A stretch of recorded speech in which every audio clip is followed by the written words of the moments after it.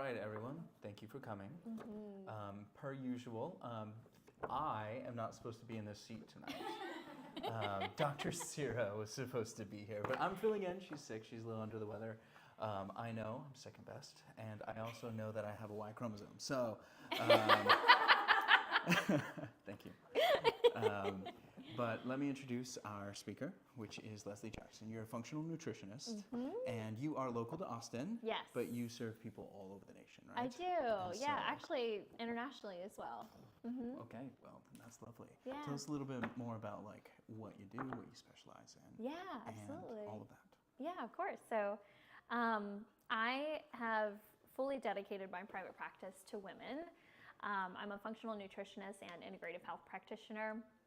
And what I have seen the biggest need for and what really gave me my life back is understanding inflammation and the root causes of hormone imbalances, weight gain, and really mental health. Those were all of my challenges. And once I found a source of answers and clarity that felt really full of integrity and clarity and really just like empowerment through functional nutrition, I couldn't stop. I couldn't stop learning about it. And once I experienced the reliefs, I became really passionate about helping other women do the same. So yeah. I mean, how long have you been doing it for? So 2020 was when I started coaching women. So about a half a decade now. Yeah. Which is great. Yeah. What would be like, I know that you said that you helped yourself, right? And then what made you want to start helping others with it? Or like make like branch out? Yeah. So, I would say when I was going through my challenges, it was really like survival mode. Like I was really just trying to get through my challenges. And my challenges were pretty severe acne, lots of bloating, very disruptive and somewhat crippling anxiety and depression,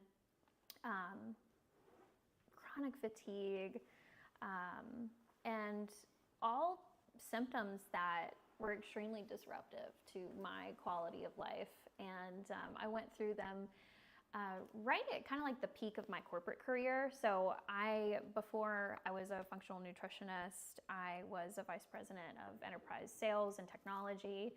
And I was really excelling in that career, but at one point it came to the halt of my career is going really well, but I'm dying inside a little bit.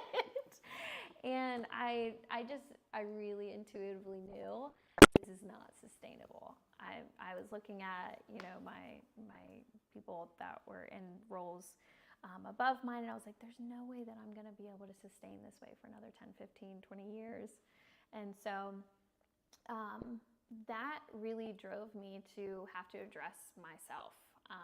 The lifestyle that I was living and the way that I was taking care of my body. And I really did reach at one point a stopping point. Like my health really checked me at one point where it was not possible for me to keep running at the same caliber and velocity of work that I was doing. And my anxiousness and my nervous system like really shut me down at one point. And so that stopped me before I had the opportunity to consciously do it. And I really wanted my life back. I really wanted my energy, my mental clarity. I wanted to be able to enjoy social settings. I wanted to be able to be present in my body. And I really lost that for a couple years. And I will say that as challenging as that chapter of my life was, I'm so grateful for it because I'm embarrassed to admit this, but I really felt like people that had anxiety or depression were just being dramatic. I didn't understand it until I experienced it for myself. And it made me a more empathetic person, and it made me really understand that I'm not invisible. Like, my health is like a real living, breathing thing that I have to take care of. And so after I got through that survival chapter of my life, I was like, wow, I survived this. Like, I'm living on the other side of this really challenging thing. And then I would see my friends and my family experiencing migraines and acne and infertility and bloating and severe digestive issues. And I had overcome that. And I was like, these things you don't have to settle for. And so just my experience of being able to push through and overcome was where my passion for helping other women do the same thing really was birthed from, because I was living proof that it was possible to get to the other side of it. I bet. I mean, like, because you were talking about how you felt like you were invincible. Yeah, absolutely. Until something happened. And then all of a sudden you're like, oh. Yeah. Some of these things you need to address before they happen. I'm guessing that's kind of what you started thinking about. Yeah. And then of course you have some empathy towards other people who are like afflicted with these other things. Exactly. Is there anything like while you were going through the process that like one thing that you remember changing and it had at least a drastic enough effect to where you're like, oh, I'm gaining traction? Oh, yeah. Yeah, absolutely. So I would say the focus topic of nutrition and its impact on the body that fascinated me the most was how your blood sugar regulation impacts your mental clarity, your energy, your nervous system. And once I stopped eating dessert for breakfast and... Wait. Yeah, dessert for breakfast. What kind of dessert are we talking about? Really, the most common standard American breakfasts that we have, which are bagels, pancakes, like Cinnamon Toast Crunch. Cinnamon Toast Crunch breakfast. Yeah, like all of these things that really dysregulated my blood sugar. Really dysregulated my nervous system. And I really started to notice that once I started to tap into more savory style breakfasts and protein focused breakfasts, that I didn't get anxious as much throughout the day. I didn't have as many afternoon crashes. I felt just more physically and mentally stable. Yeah. Just by starting my day that way. And that is definitely one of the maybe like focus areas that I was like, okay, wow, like this does actually have a big impact on how I feel. You're like, oh no, I feel better. I know. Darn Literally, some of my clients that I work with, we usually are able to pretty quickly pinpoint what is causing the main sources of inflammation. And sometimes it is the things that they thought they could never live without. Yeah. And then they remove the thing that's causing so much inflammation, and they're like, damn it was that thing. Correct. Yeah.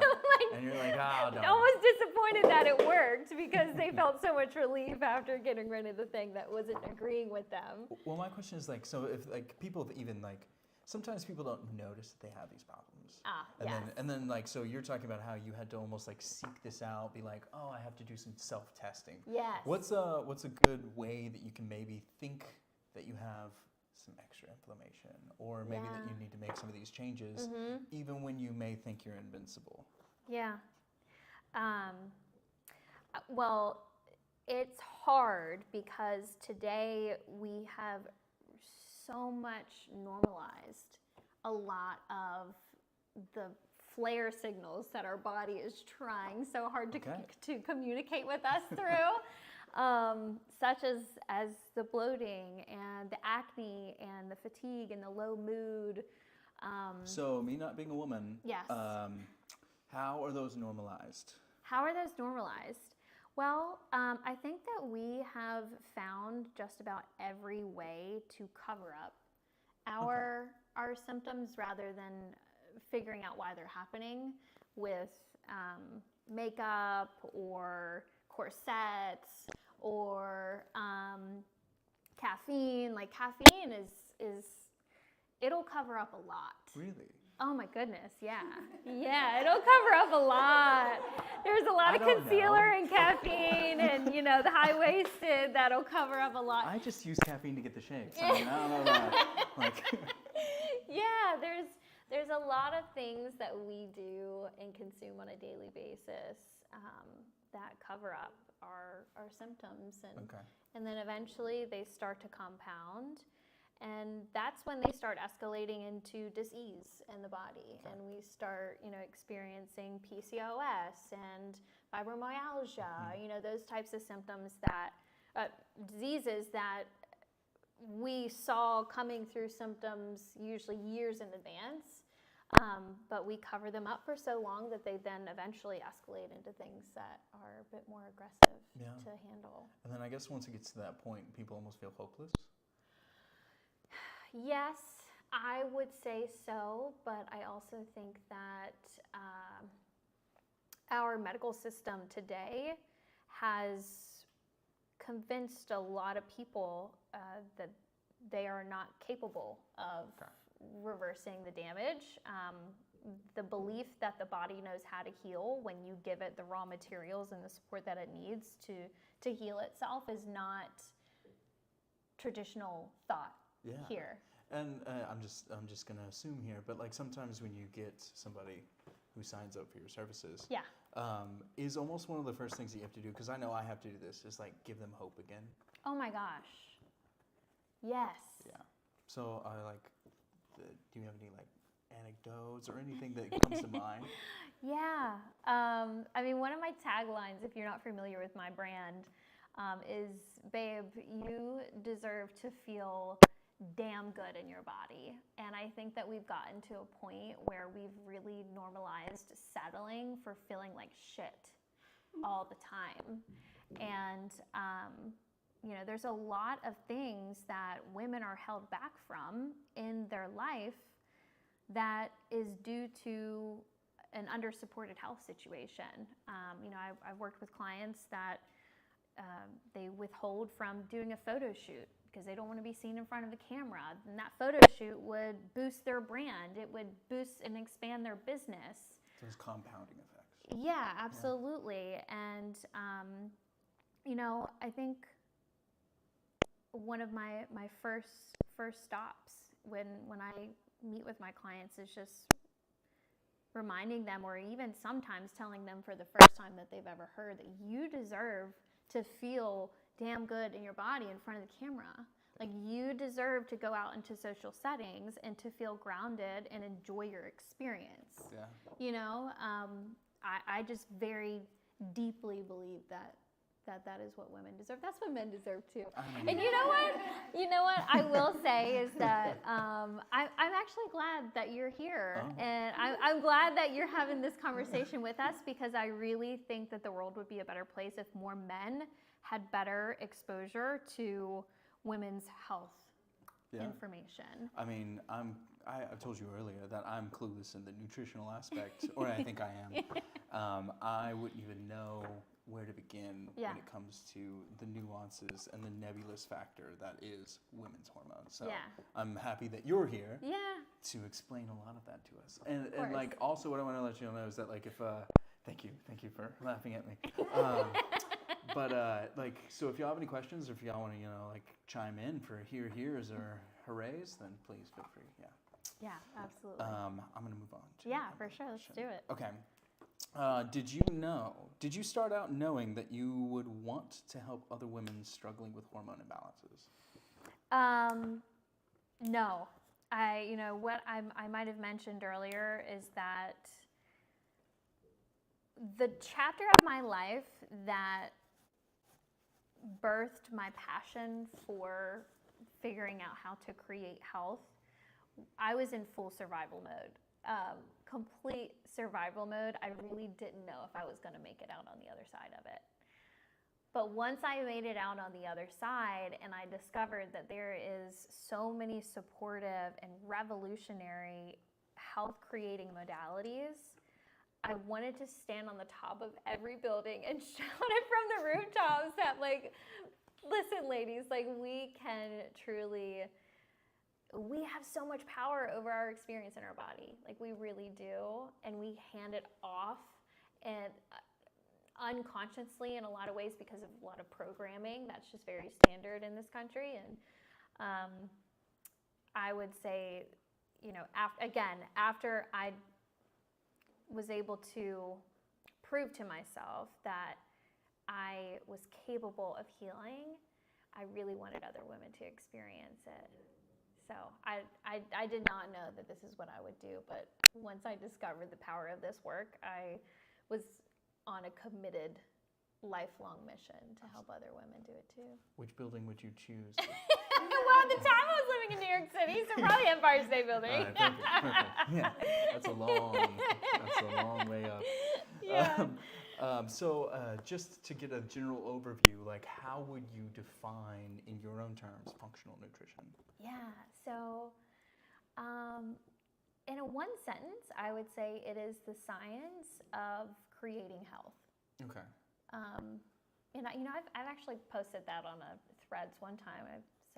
Was talking about our power to create health, and I had gotten comments on it from a couple people that were like, "What are you talking about? You don't create health. You get the genes that you get, and that's just like what you get." And it really breaks my heart that is a lot what a lot of people believe is that we are just destined to our genetics, but thanks to a science that was birthed in the 90s and is really starting to gain traction called nutrigenomics, we are really starting to get the scientific proof to kind of hush and turn down the volume of some of the naysayers of how powerful nutrition is. Okay.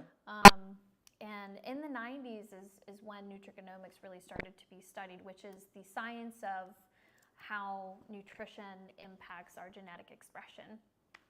And the reason why nutrigenomics was born is because in the 50s, 60s, 70s, and 80s is really when we started to introduce genetically modified food practices, pesticides, less small farming, big mass farming, artificial sweeteners, a lot of the things that we now know cause dysfunction in the body. And we saw in a matter of 30 to 40 years a 600% increase in type 2 diabetes, a 300% increase in obesity, skyrocket of mental health issues and heart disease. And we know, like science knows, that our genes only change and evolve every thousands and thousands of years. So like a 0.0% something. And so we knew that our genes weren't changing, but the way that they were expressing and activating or deactivating was changing drastically over the period of 30 to 50 years. And what changed over that time frame most drastically was how we produce our food. Okay. And what foods we're consuming. What are some of the ways that like maybe nutrition does affect the expression of genetic factors? Like well, if we are constantly consuming foods that activate our immune system and that our immune system sees as inflammatory and or a threat to our body, it's going to stay in that state of fight or flight via our nervous system. It's going to constantly be revving our immune system and our immune cells to be fighting always. And that affects recovery and many factors. It taxes the system, which is why there's such an uptick in autoimmune diseases today, especially in women, primarily in women. Because we're consuming and or in our environment are exposed to so many things that are triggering threats within our internal system. And that eventually, if we are stuck in that war internally for so long, it wears down the body, wears down the immune system, and we become more susceptible to all kinds of dysfunctions. What are, can you give me a few examples of some of the things that we may ingest that affects our fight or flight system or anything like that? Absolutely. Mass amounts of sugar. Okay.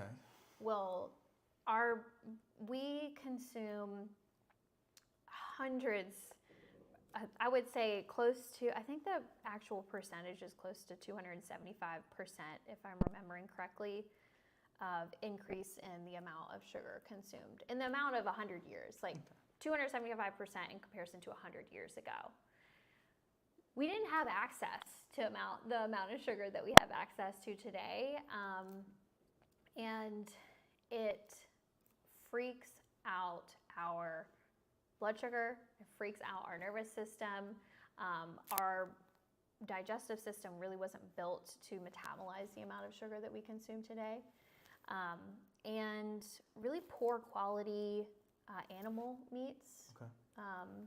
We are what we eat eats. And also what happened... There's tears there. Yeah, there is tears there.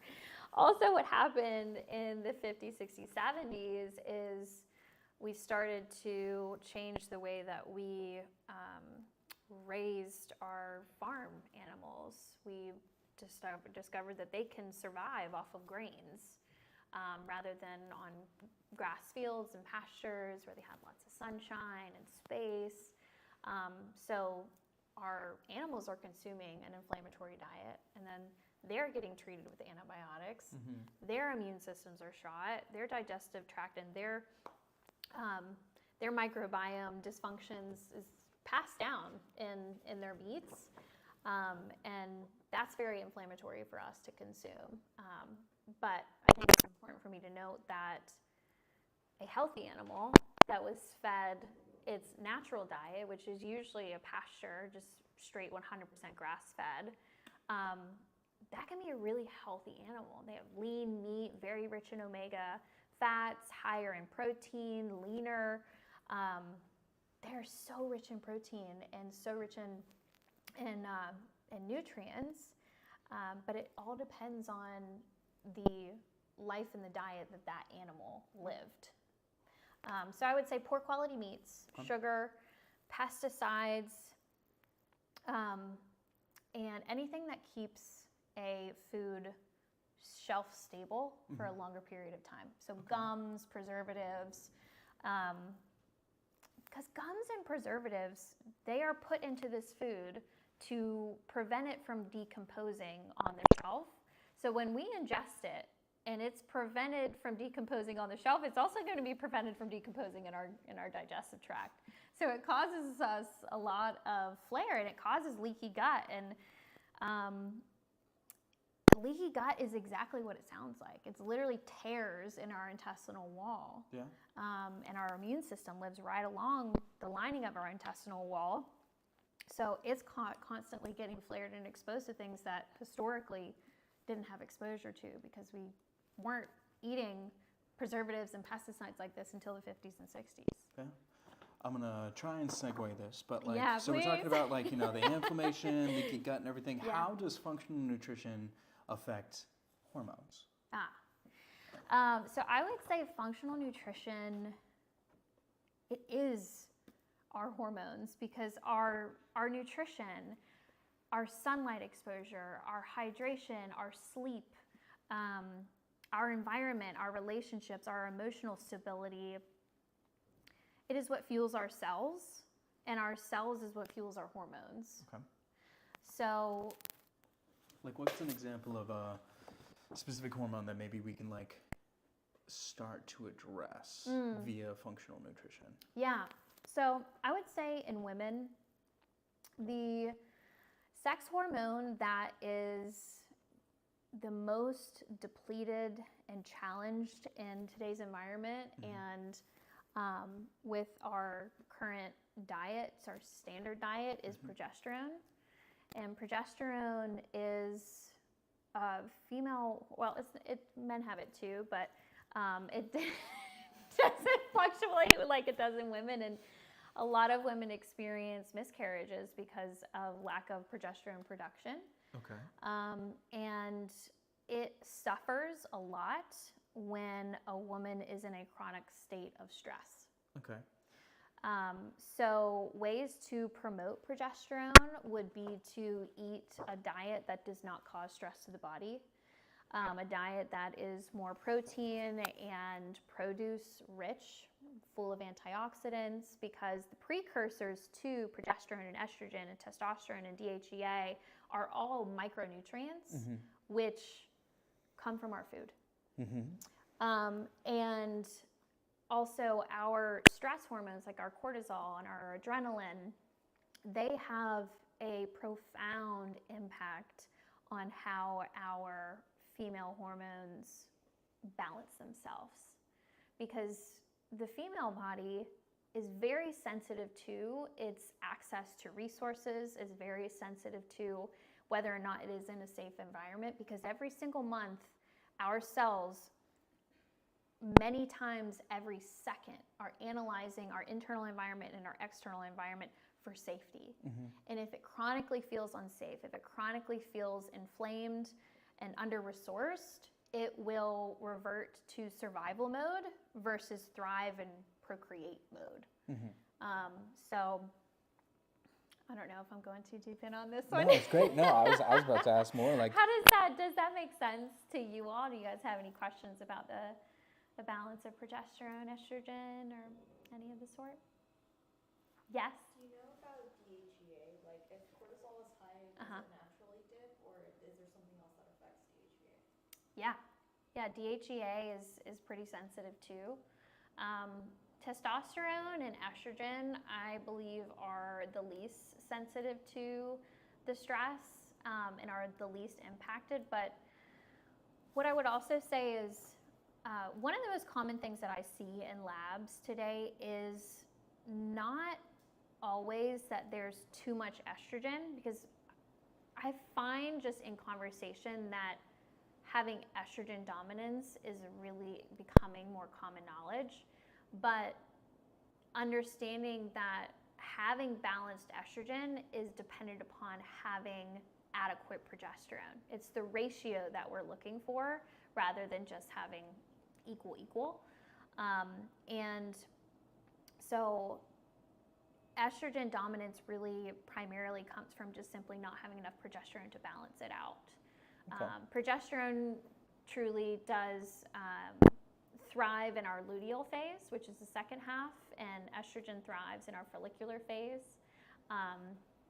And keeping those balanced has everything to do with balancing your blood sugar, balancing your nervous system, emotionally, and really emotionally feeling safe in your friendships and your relationships and your work environment, your day-to-day. Those things really have a profound impact on that, the opportunity for those to produce in a balanced way. so if we can get into the weeds a little bit. Yeah, let's do it. So, like, if you're noticing an imbalance or an estrogen dominance because of lack of progesterone, or maybe increased inflammation, like, is there any strategies that you can do to notice and then address? Like, do you have any specifics that you sometimes, on a global level? Of course, everybody's going to be nuanced, but Yeah, so I would say a couple signals that your body will send you if you're experiencing high, like excess estrogen, is hairs around the chin area, acne around the chin area, kind of pounding headaches, not like migraine headaches, more so like pounding headaches. Bloating can be a root cause of excess estrogen. Irritability, rage, anger types of feelings can be due to excess estrogen. I would say, and also low mood. So if you notice that you're chronically throughout your cycle, just not waking up feeling, or rather should I say, waking up and feeling overwhelmed. Like you cannot fathom conquering your day. Those can all be symptoms of excess estrogen, and excess estrogen can be due to your diet and nervous system, but where I also see disruptors in estrogen in women is our cosmetic products. There's a lot of xenoestrogens that mimic how your body notices estrogen internally, and it throws off your body's ability to understand, is this synthetic estrogen or is this real estrogen? But, not to like throw anybody under the bus, but any products specifically? I don't know. I am for the people, so I will throw you under the bus in a second if I think that we're right, not being right by the ladies. I mean, I really need to know which products I need to avoid. Because my Yeah. foundation, I don't know. Yeah, absolutely. Well, I would definitely say anything that has parabens in it. How do you look for that? I mean, parabens, it'll list it right on the ingredients list, like hairsprays, dry shampoo. They out themselves? Yeah. Okay, cool. Yeah, absolutely. I wouldn't be surprised. You could probably Google other names for parabens, but for me personally, I see it listed right on the ingredients list usually. But hairsprays, lotions, makeup, lipstick, sunscreens, those are all really prominent sources of estrogen disrupting hormone disruptor products and ingredients. Is there any way to find none? Yeah, you know what? Okay, I want to give a shout out to one of my girlfriends. Her name is Illy. She has a website called Live Health Illy. And she has a low tox product shop of pretty much every product that you could find in a CVS, but the non-toxic version of it. She's based out of Florida, and she's pretty much done the due diligence on behalf so that women can come to a safe place online and search for good makeup and cosmetics and all the good stuff that we need on a regular basis without worrying about having to check the ingredients list. Like, I personally have watched her boot some brands that changed their formula and no longer met her standards, and she's really strong on that. So I would recommend livehealthily.com. All right, shout out to Illy. Yes. I'll get my foundation from Illy. Yes, Yeah, there you go. She'll be the best. I don't know what I'm saying. All right. What would you say are some of the most common symptoms of chronic inflammation and hormone imbalance? I know we kind of talked about progesterone. Yeah, progesterone, estrogen, I mean, they all have their own signals. I mean, there's hundreds and hundreds of different symptoms that oftentimes can be from the same root causes. But I would say the most prominent chronic inflammation and hormone imbalance symptoms that I see in my practice is fatigue. Most women come to me because they're so tired of being tired. They've upped their caffeine intake. They're at 6 cups a day at this point, and they're like, listen. Wait, that's not normal? No, it's not. kidding. We should not be doing that. No, okay. Oh. Yeah. I don't know. Sorry, continue. You're fine. So, let me see here. So, I would say fatigue, constantly being in a state of feeling overwhelmed, and hormone imbalances that impact our cycle and our experience with our cycle. A lot of women skip periods or having issues with fertility, or are having very painful periods. Those are pretty normalized, but not normal. Common, not normal. Okay. Acne, headaches, weight gain around the midsection, low libido, anxiety, depression, low mood.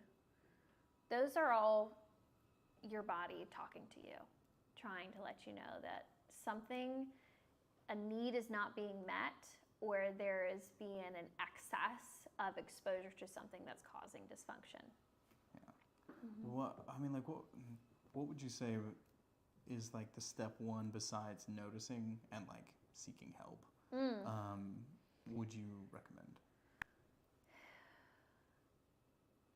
So everybody really is in usually such unique positions, but I will say that the area of most women's life that I usually end up starting with first is sleep. Okay.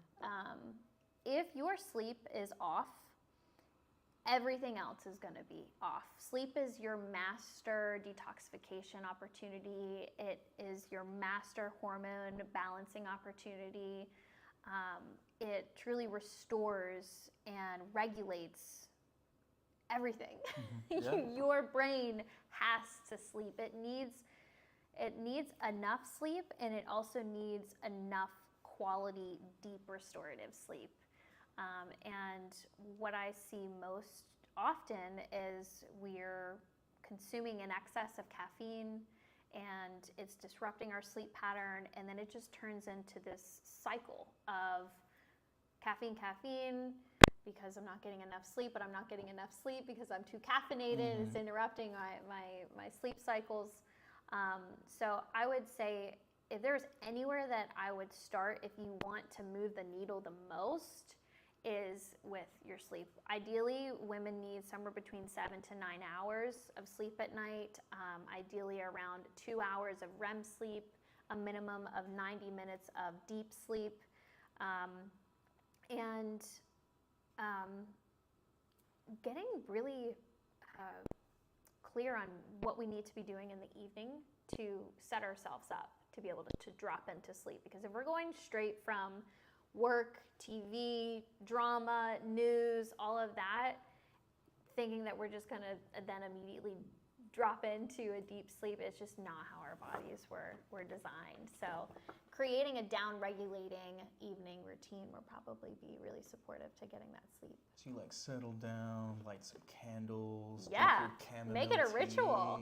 Yeah. And all the stuff. So I actually had a patient come in today, and she's doing all of the things that you would recommend on a global basis to get sleep, but she's not sleeping. So like she's exercising, she's regulating her caffeine intake, she's doing sleep etiquette and everything like that. Is there anything on a functional nutrition basis that you would recommend for maybe her to try to get better sleep, or maybe even get to sleep? Yeah. 60% of women are magnesium deficient. Okay. And magnesium is profound in providing the body the raw materials that it needs to activate production of serotonin, which converts into melatonin. And so I usually am recommending my clients that are challenged with sleep to discontinue eating 3 hours before sleep, discontinue hydrating 2 hours before sleep, and I've never heard that one. Any reason why? Usually because it wakes people up in the middle of the night to have to use the restroom, and I want the least amount of disruptions to your sleep as possible. And so I would say magnesium supplementation, those 2 steps I just mentioned, no devices at least an hour to 2 hours before. If you are on a device, I would recommend to wear blue light blocking glasses like I have on right now. It really helps to protect your light's impact to your hormonal cycles that impact your circadian rhythm. So to hop on the magnesium, I know personally sometimes for sleep people recommend a specific type, like magnesium glycinate, right? Yeah. Glycinate and citrate are usually the 2 that I lean into, and also another great blood sugar stabilizing supplement that I also sometimes use to support deep sleep is inositol. It's also been known to help drop down the nervous system into a down-regulated state. Where do you access this? So I have supplement recommendation links on my Instagram, but I would just really recommend that if you are sourcing any form of supplement, that it is a functional medicine formulated and third-party clinically researched and tested, because there's a lot of products out there that don't have the potency that would need to actually be effective, and or they're not third-party tested, and sometimes can be full of fillers and poor quality ingredients that really don't do what they say they will do. So, is there any that I know we shouted out to Live Healthily. Yeah. Is there any other ones that you would recommend that are third-party tested? Yes, Pure Encapsulations, love that brand. Thorne, Integrative, integrative. I'm blanking on the second word to it, but I would maybe just type in integrative because integrative is usually pretty equivalent to functional. Equilife is my #1 preferred brand. That's where I source all of my supplements from and my client recommendations for.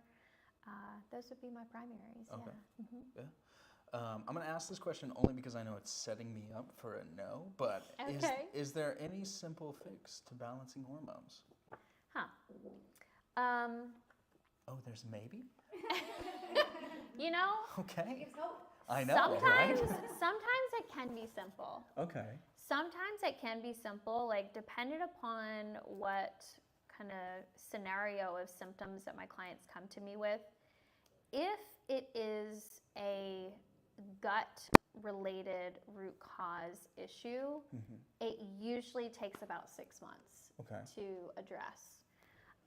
Is that just kind of like managing expectations when you're like getting into this? It's like, okay, it's going to take a little bit. Yeah, it will take a little bit. And to kind of level set on that, I think we're all kind of guilty of really wanting relief immediately. And what I had to level set with myself on is we've been ingesting food this way and living this way for decades. And in order to reverse some of that damage and really allow your body to heal, it does take a few rounds of cellular regeneration to be able to really feel differently in the body. And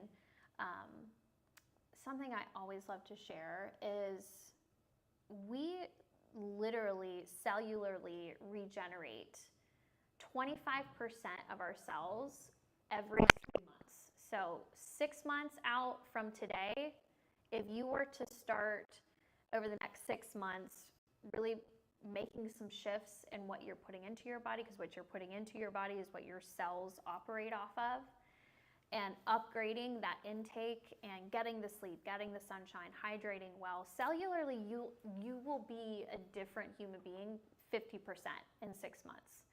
In a year, cellularly, we can be a completely different human being in a matter of 12 months. All right. So you are what you eat. You What's the? You are what you eat. Eats. You are what you eat. Eats. Yeah, absolutely. And that is oftentimes why it takes time accumulation, time compounding over your body having the opportunity to reactivate the cells and regenerate over the course of somewhat of an extended period of time. But you asked, is there any simplicity? I would say about 80 to 90% of my clients that come to me, the majority of their root causes reside in the gut. But if it is primarily an immune system or say maybe mold toxicity of some sort, and it's like an environmental thing rather than gut dysbiosis like yeast overgrowth or bacterial overgrowth or something like that, you can usually get those toxicities out of your system in a shorter period of time and really revive a lot of the systems that have been taxed due to some of those things. So I know. Clearly, this is not simple. It's like, all right. I keep on trying to get It's to a simple, simple answer. but we're going to talk about all of these. It can be simple, though. If you don't have severe gut issues, hormones can be regulated by sleep and nutrition and environment and nervous system regulation in the matter of 3 months is what I was trying to get to. Okay. And creating health can be simple. Hopefully. It can be simple. I personally don't believe that you can completely rebalance the gut just by diet. At this point, a lot of my clients' guts are far beyond just being able to revitalize based upon some nutritional adjustments. You usually need to incorporate some herbal medicines and naturopathic medicines to be able to flush out the bad bacteria and bring in the good bacteria. But it's possible. Okay. It's just rare. You like the statement kind of indicated there may be a point of no return. I don't usually believe that. I personally have never seen a client to date where there was not any ability to drastically reverse perfect. damage. Yeah. So hope. Yeah. Right? Yeah, a lot of hope. Of course I couldn't promise anything. I couldn't guarantee anything, but I'm sure it's possible. But I have never seen anybody that I've worked with that has not been able to really feel and see differences. Perfect. I'm going to go from simple to complex, at least something that I've been personally curious about. Yeah. All the time, in my lack of knowledge, people come to me and they say the different forms of sugar are different. Of course, there's like sucrose, fructose, dextrose, all of those, and it depends where you get your sugar sources that depend, or does your body just be like, this is sugar? Like, yeah, well, we've created so many different variations of substances that taste sweet but are not even actually sugar. That is what will really wreak havoc on your system and your hormones, which is artificial sweeteners. It acts somewhat of like a sterilizer for the gut. Artificial sweeteners like Splenda and some of the most ones that common. taste good. Yeah, well, the ones that are. I'm just kidding, kind of. Artificial sweeteners are on average 600% sweeter than real sugar. So. And my lizard brain just loves them, right? Yes, exactly. And You should keep just regular sugar instead, or yeah, so the only forms of sugar that I personally use are organic, real maple syrup or honey, because they actually have medicinal properties to them. They actually have minerals in them, and they actually have calories that match the what our body is expecting from ingesting something sweet, and so it doesn't dysregulate your hunger hormones like artificial sweeteners do. Because we have hunger hormone, we have lots of different hormones. Oftentimes when we think about like hormone imbalances, we're always just thinking of the female hormone imbalances of estrogen and such, but we have two hunger hormones called leptin and ghrelin. Yes. And ghrelin is the hunger hormone that helps us to express that we are hungry. We need resources. Leptin is your satiety hormone. Look at you. You know a little something.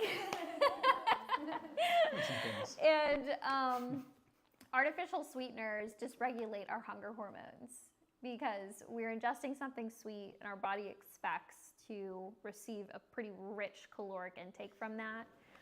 And then when we don't actually get the caloric intake that matches the hormonal response to sweet exposure, it causes sugar cravings later. And so I would say monk fruit is the only form of, it's not technically artificial, it is natural, but it is sweet with 0 calories. Monk fruit I would endorse, and truly just local organic honey maple syrup. In no world will I ever recommend a Splenda or an artificial sweetener. But sugar is sugar is sugar. Okay. And you can, regardless of honey maple syrup, monk fruit, you can still overdo it and it can still be inflammatory. Okay. But yes, there are less inflammatory sources of sugar than others. Okay. Is there a tipping point for how much sugar? Do you usually have like a recommended dosage, or do you kind of just be like, hey, let's minimize as much as possible? Yeah. So I personally like to keep my just added sugar. I mean, added sugar is any form of granulated sugar that is added into something, which is completely unnecessary according to the body. The body does not need sugar to survive. All right. You're the functional nutritionist. The body does not need sugar to survive, which is why we have this other metabolic mode where we can drop into ketosis and leverage fat burning for energy. I don't, especially not for women, endorse a ketogenic diet for a long period of time causes a lot of stress on the body. Is there any reason? Or let's specifically for women. Yeah. Well, ketosis is stressful on the body. Yeah. And I've mentioned a couple times that the female body is chronically scanning our environment and our resources to determine if we are safe and well resourced. And if it does not feel safe, if it does not feel well resourced, it will suppress our systems and our organs that it does not deem vital to survival, like our reproductive system, our immune system. Okay. And it will shift its resource allocation more into systems that do support survival, which is our cardiovascular, which is our muscles. It's essentially flipping between fight or flight and rest and digest mode. And when you're chronically stuck in that ketosis, we're deliberately restricting energy resources from the body. And if you are pursuing pregnancy, or if you are going into menopause, or if you want to really protect a regular hormonal cycle, staying in that elongated state of stress and ketosis can usually cause more dysregulation than it can benefit. And from my minimal understanding of like ketones and glucose, and like, I know that some people report when they are in ketosis, they feel a little bit more invigorated. Is that more the fight or flight? But also, from my understanding of the brain, is that glucose is the number one source and ketones are a secondary source. Correct. And so if you're in ketosis, you're almost working off of the reserves rather than the primary source of energy. You really... You tricked us. You know more than you think you do. Or you're tricking us. No, you're exactly right. Ketosis, the body prefers energy via glucose, sources from carbohydrates.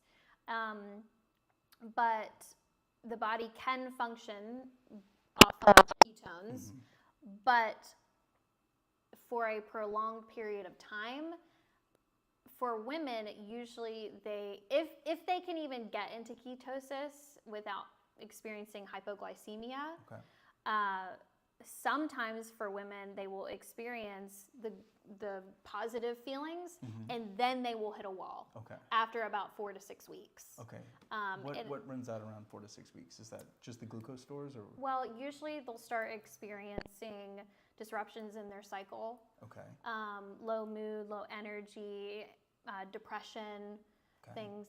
Like the positives start to kind of flip more to the negative because the body is done with operating off of its reserves. You said that it was harder for women to get into ketosis. Is that like from estrogen balance? What is that? Harder to get into ketosis. And if this is... No, you're good. Cool. Yeah, are you guys interested in this? All right, let's go. Yeah, okay, cool. So it's not harder for women to get into ketosis, but we do thrive when we are eating a balanced diet. And so especially women that experience like hanger, if you experience being hangry, that means that your blood sugar is getting low. I've been a victim of hunger. It's a real thing. Yeah, that means your body secreting stress hormones, making you feel uncomfortable, making you irritable. No, absolutely not.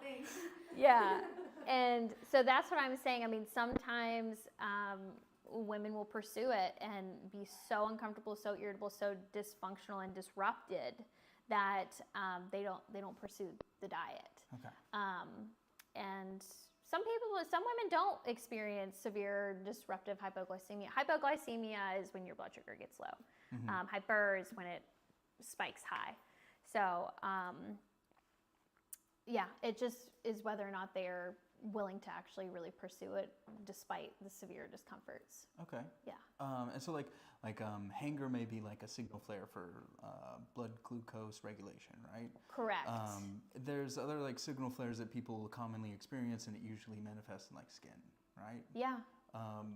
Like if people are experiencing skin disruptions, where would you begin to like start to diagnose or give yourself like an inkling that it may be something with your nutrition? Yeah.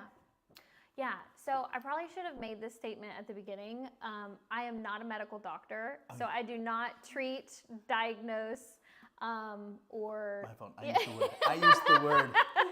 I have to be careful of it. So I am not a medical doctor, so none of the advice that I've given during this talk is medical advice. I do practice natural health, and my focus is restoring deficiencies, releasing toxicities, and helping you understand how to create health and homeostasis in the body. But acne is usually a lot simpler than what a lot of people. Yeah, it's usually diet related, and it's usually eggs or gluten. Most times, dairy and eggs are usually what causes acne, and chronic stress.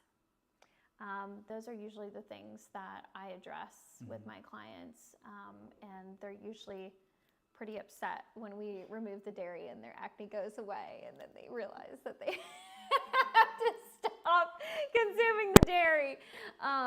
So yeah, that's what I would say. At first they fight you, and then the acne goes away, and they're like, I will take this sacrifice. Yes, I literally had a client last year, and my first call with her, no, it wasn't first call, it was earlier on in our time working together. She said, Leslie, I will never stop eating dairy. And I said, okay, all right. A week into, I said, just give me 1 week. Just give me 1 week without dairy, and let's just see what happens. Let's just see what happens. Yeah. And then finally. And she actually was having a pretty severe inflammatory response to dairy because her joint pain went away, her acne went away, her brain fog went away. Oh yeah, absolutely. Anything that causes inflammation. Yeah, that's a great segue into like the systemic effects of almost bad diet. Yeah. Well, anything that causes disruption here is going to cause disruption here. And so brain fog, I can't believe I haven't mentioned that yet, because that is also such a huge prominent symptom that my clients experience. And oftentimes it can be due to poor liver metabolism, where the liver is kind of clogged up from having too much exposure to medications, to the xenoestrogens that I mentioned in cosmetics and products. Tequila. Yes, tequila. Yes, all the things. See, I would have said whiskey, but I know. I know my audience. Read the room. Yeah, so brain fog is I mean, there's such a profound connection between the gut and the brain, and that we could do a whole talk literally just on that. But brain fog is really disruptive, and when you are consuming things that are activating the immune system, when it's chronically activated, it is eating up our energy. Like, it is very expensive for the immune system to chronically be on high. And our brain is actually the organ that demands the most amount of energy resources. So if we're using up most of our energy resources and raw materials to function this overactivated immune system, it's going to tax the adrenals, it's going to tax our brain, it's going to tax our endocrine hormonal system to be able to have the resources to function well there too. So I mean, there's there's a lot of crossover that can cause brain fog, but I would say chronically consuming foods that you're not biocompatible with will definitely disrupt your mental clarity. And I know there's been some studies that link leaky brain to diminishment of the blood-brain barrier, right? Mm-hmm. And so that can contribute to brain fog as well. Yeah, absolutely. The gut-brain connection was really not supported much until, I would say in traditional medicine, there is this understanding that there is a blood-brain barrier that protects the brain from literally everything. But what we now know, especially with a lot of the now present nutritional scientific research, is that there are things that are pushing through that blood-brain barrier, especially like microplastics we're starting to notice. The brain is not up here in this protected space and not impacted by what's going on down here. So, did you ask me a specific question? No, or? I know. That was perfect. No. That's what I would have to say about that. So like, if people are experiencing maybe some brain fog, Yes. or maybe like things that could contribute to the blood-brain barrier, all that stuff. How would you find it? Yeah. I don't know. Lab testing is, you can't beat it. If you want the most clarity with the least amount of effort and in the fastest time frame, lab work, functional lab testing. And I know, so in my experience, like lab testing can be kind of a large ordeal. Is there any like specifics that you go after? Yeah, food sensitivities, I want to know. Okay. I want to know. And to be clear, food sensitivities are unique from food allergies. Most people know if you're allergic to something because when you're allergic to something, you have a dramatic and immediate response. But when you have a sensitivity to it, it is more so feeding towards the low-grade chronic inflammation, where if you consume something that is not biocompatible with you and it's causing inflammation, you'll feel those inflammatory related symptoms for usually about 48 to 72 hours. Not as abruptly as you would an allergy, but you will feel them. So for example, when I eat gluten, I usually experience brain fog, low mood, low energy, things of that sort for about 48 hours after I consume it. And I know that that is a food sensitivity to me. So oftentimes I have clients that go to their doctor and they get their food allergies tested and they're like, well, I don't have any sensitivities to gluten. And then we test their sensitivity and sometimes it's extremely severe. Yeah. Because there's an IgA immune cell that is correlated to your allergies, and then there's an IgE immune cell that is deployed by the immune system that causes that chronic inflammation. And not to get, but I think from what I know, there's like an effective period to where these cells start to interact with our cells, and it may take some time for the symptoms to manifest. So it may become complicated. Up to 48, up to 48 to 72 hours. And so like it's almost becomes nebulous because you're like, oh, what did I eat yesterday? When it's not, it could be. Exactly. That's exactly what I'm trying to explain. The difference is that is why we're oftentimes in denial or just truly innocently out of touch with what is actually causing our inflammation, because a lot of the food-related inflammatory responses happen about 48 to 72 hours after you consume. So that's why it's really important. So if somebody were to come to me with brain fog, food sensitivities I want to test. Okay. The gut. I want to see what's going on in the gut. If you have parasites, H. pylori, if you have excess bacterial overgrowth or yeast overgrowth, because the gut is what provides the resources to the endocrine system, to the immune system, to the cardiovascular system. And if the gut is out of balance, if it is not able to synthesize and metabolize what we're consuming, the rest of the body is going to feel the pain from that. So I would definitely want to test the gut. And then also the adrenals. Okay. The adrenals heavily impact the thyroid. The thyroid heavily impacts your hormones. I know anytime somebody says thyroid, my brain just shuts down. So, like, trust me. So, Yeah. where do you begin with all of that? Yeah.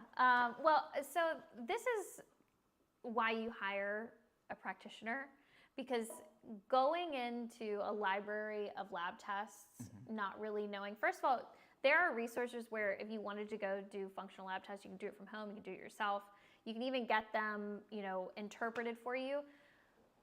But matching the lab test to what you specifically need is expertise. You need to tap into expertise for that if you don't want to waste any time.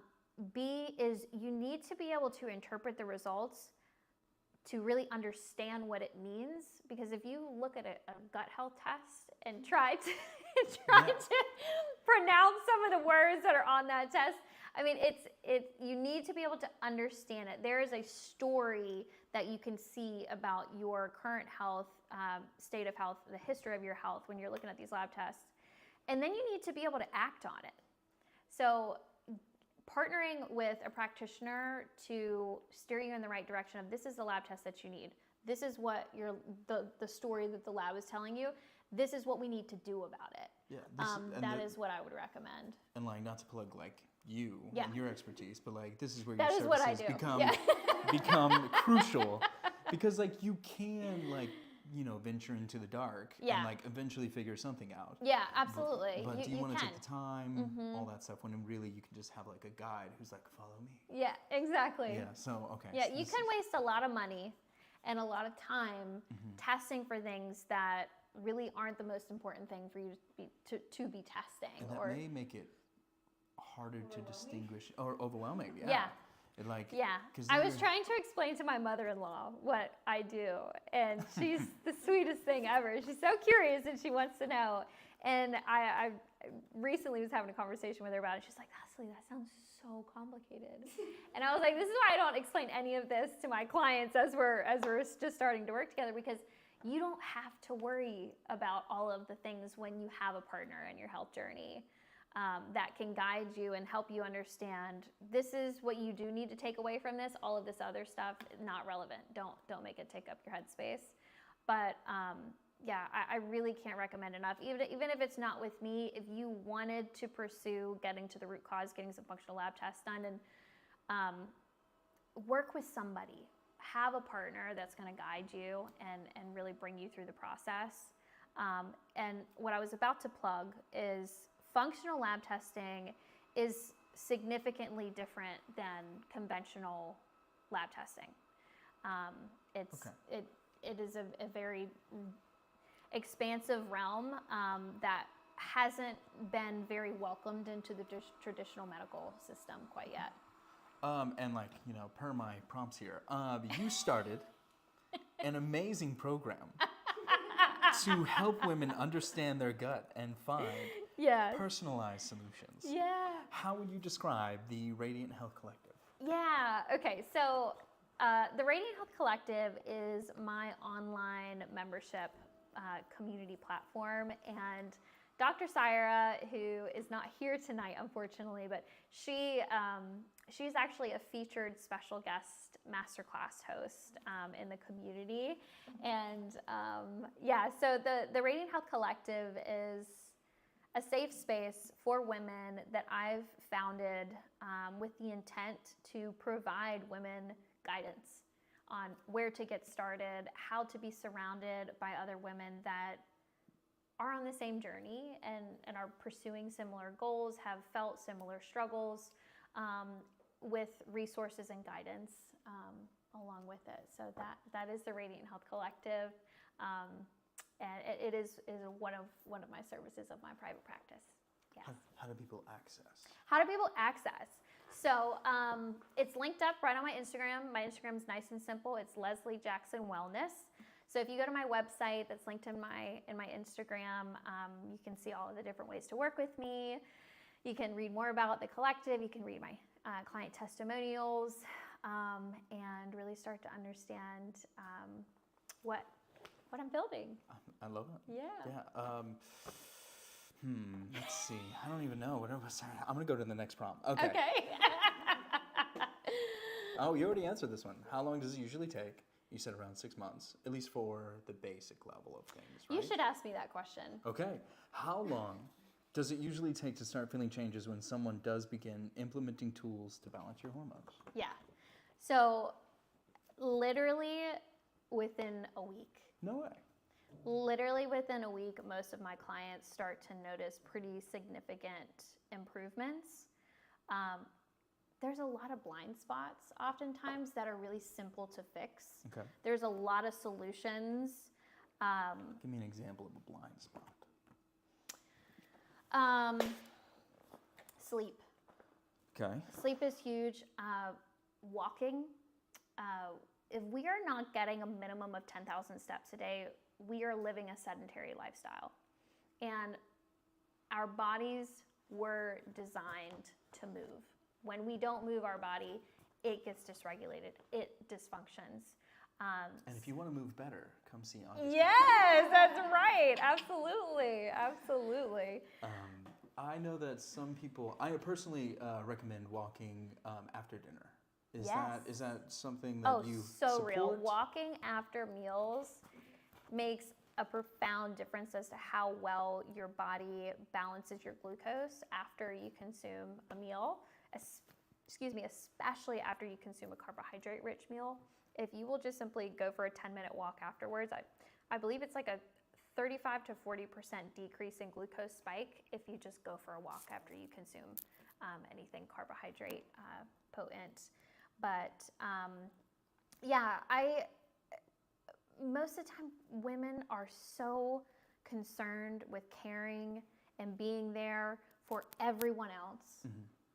And once they finally make an investment into a partner that helps them to remember themselves and what their needs are, they're like, oh yeah, that's so simple. I can do that. I should start doing these things. Yeah, I should start doing these things. Yeah, and sometimes I'm guiding my clients through offloading some things because sometimes there is no supplement, magic, anything that I can do to make your nervous system more regulated if you simply have way too much on your plate.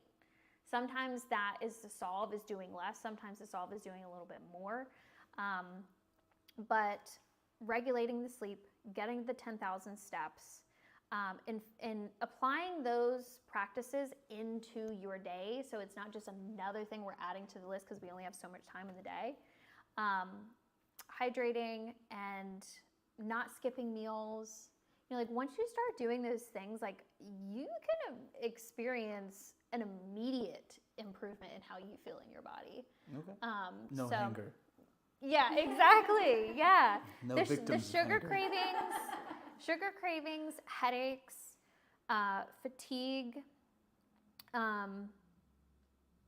bloating. Those are the 3 to 4 primary symptoms that I usually see a significant improvement in within weeks of just making a few adjustments. So some resolutions can happen over the course of 6 months, sometimes 3 months, and some of them it's immediate. I mean, if weight gain is something that they're looking to resolve for, I mean, you can experience results within a week or two of that as well. So it just depends on what metrics we're looking to see progress in. Okay, like objectives. Yes, exactly. I love that. What are a few things that people can start implementing immediately to naturally begin balancing their hormones?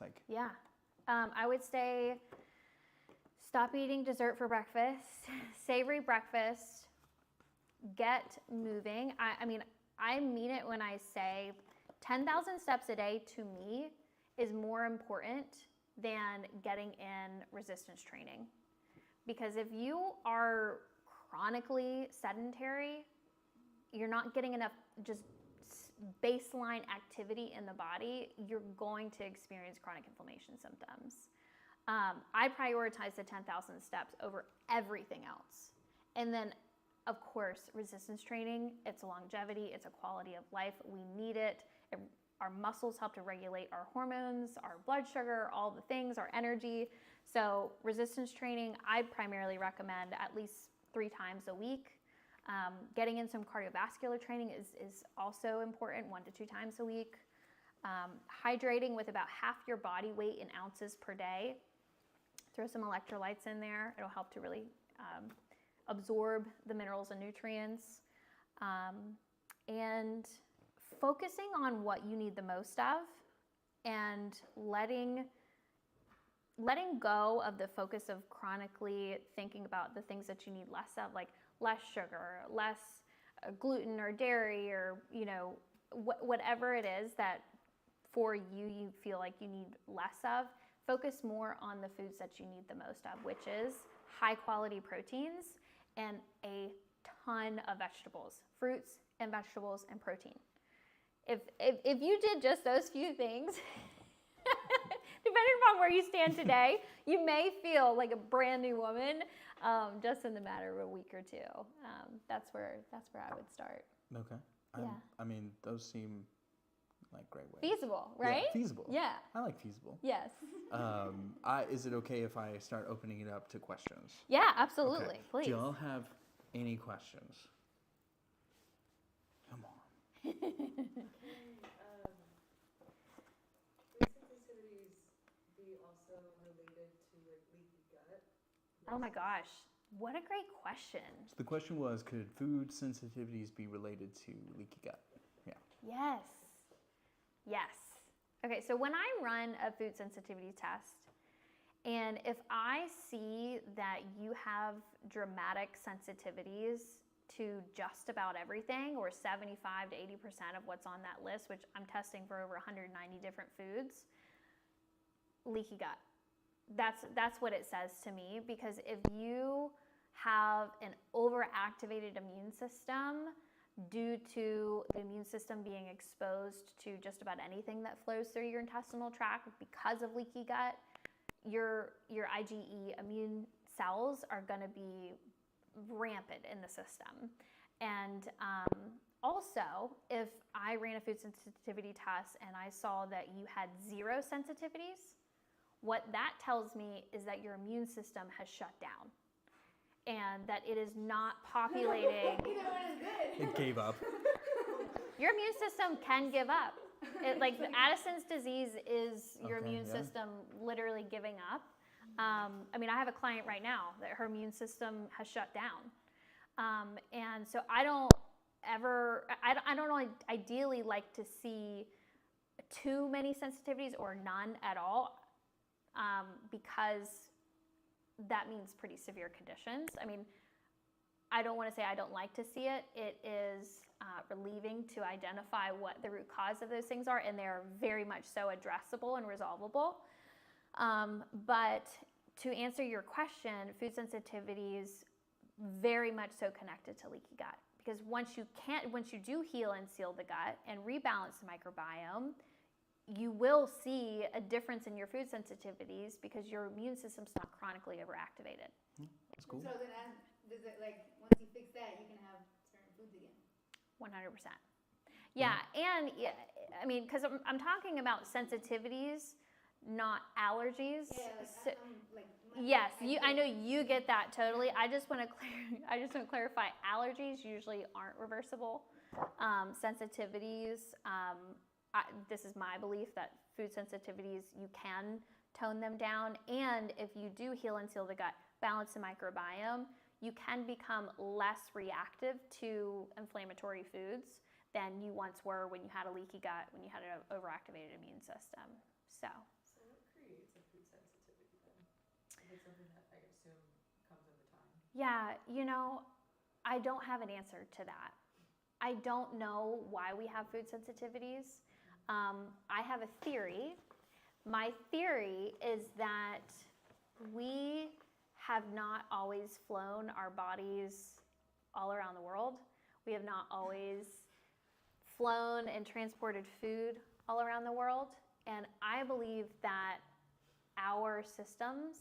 Like, for example, in Japan, Japanese people have a strain of bacteria in their gut that helps them to be able to actually metabolize a certain type of seaweed, and I'm blanking on the name of the seaweed, that no other culture in the world has that same strain. I believe that our bodies adapted to what we had in our local vicinity for hundreds of thousands of years, and now we're exposing our systems to food from all over the place, and also we are not respecting the original versions of our food as we used to. So I think that genetically modifying foods is creating food sensitivities. I think we weren't always used to digesting a lot of the foods that we ingest today. So those are my theories. I don't have anything to back that up, but that's how I'm making sense of it. Yeah, so, yeah, any other questions? I have one, like, kind of weird, I guess. Yeah. Like, does it affect your hair? Like, Oh my gosh, yes. So another one of, Does it affect your head? yeah. like, I don't want to bald. You know, like, I don't want to, like, my hair's thinning or, like, things like that as you get older. But is it also, I'm guessing, the food, or is it just because you're older? Yeah, so I think it varies. Sorry. You know, What is going on over there? y'all keep answering questions. I'll be right back. Hey. So hair loss can be due to chronic cortisol overproduction, chronic stress. That can be a stress response. Was that your robot vacuum? Yeah, Okay. yeah. It's my minion. I thought it was upstairs or something. I got to do it. Yeah. Okay, so hair loss. Hormonal imbalances, which cortisol imbalance is a hormone imbalance. I see that having a profound impact on hair loss. And I have had clients that have seen a significant reduction in hair loss once we removed things that were causing inflammation internally, and also leveraging practices to downregulate the nervous system. So that would be my primary focuses for hair loss. Any other questions? I know that's, like, weird, but I don't. Do you have an opinion on the blood type diet? I feel like that was a thing in the 90s, or a book came out in the 90s. Yeah. Really big on it, you know? But Yeah. like, to your point with, you know, based on where your genetics originate. Yeah. Do you have any insight? Like, do you think that was just like a fad? I don't know. I've kind of like tried to experiment with it, and Yeah. it seems to check out. Mm-hmm. But you know what I mean? Like, depending I on do your know blood what you mean. condition is. I will say it's not something that I use in my practice. It's not something that I've had to incorporate to get my clients' results. But I think that there is so many different styles of medicine. I mean, there's Mayan medicine, there's Chinese medicine, there's Korean medicine, American medicine. There's so many different ways. I believe that there's so many different ways to heal the body. I really do. I certainly don't know all of them, but I do believe that that's possible. I mean, I do believe in biocompatibility in what we consume with our genetics and with our blood type. I just personally haven't studied it immensely, but I'm curious about it too. Probably one day I would like to lean into it more. Yeah. Yeah, thank you for asking though, for sure. Anybody else? We all set? We all Good? Okay, well, thank y'all for coming. Please give her a round of applause. Thank you guys. Yes, thanks to all of Thank our you. viewers. Yeah, it has been great. Thank you so much for all of that. Yeah, this is fun. One last question would Yeah. be just like if you had one thing for people to take away. Oh, yeah.